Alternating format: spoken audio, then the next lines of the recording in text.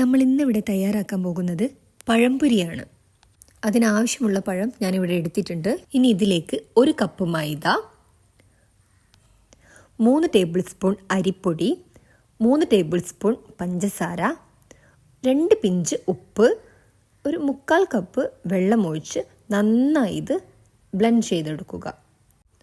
നമ്മുടെ ബാറ്ററി ഈ ഒരു കൺസിസ്റ്റൻസിയിലായിരിക്കണം. ഇനി അടച്ചു വെച്ച് 30 മിനിറ്റ് ഇതൊന്ന് റെസ്റ്റിന് കൊടുക്കുക. 30 മിനിറ്റ് കഴിഞ്ഞ് നമുക്കിത് തുറന്നു നോക്കാം. ഇനി പഴം പകുതി മുറിച്ച് ചെറിയ സ്ലൈഡ്സായി കട്ട് ചെയ്തെടുക്കുക.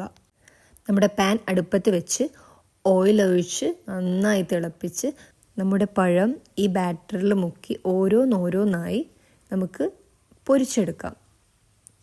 ഇതിൻ്റെ കളറൊന്ന് മാറുന്ന സമയത്ത് നമുക്ക് തിരിച്ചിട്ടിട്ടും ഒന്ന് ഫ്രൈ ചെയ്തെടുക്കാം. ഇപ്പം നമ്മുടെ അടിപൊളി പഴംപൊരി ഇവിടെ തയ്യാറായിട്ടുണ്ട്. അപ്പോൾ നിങ്ങൾ വീട്ടിൽ ഇതൊന്ന് ട്രൈ ചെയ്ത് നോക്കുക. വളരെ എളുപ്പത്തിൽ തയ്യാറാക്കാൻ പറ്റുന്ന ഒരു പഴംപൊരിയാണ്.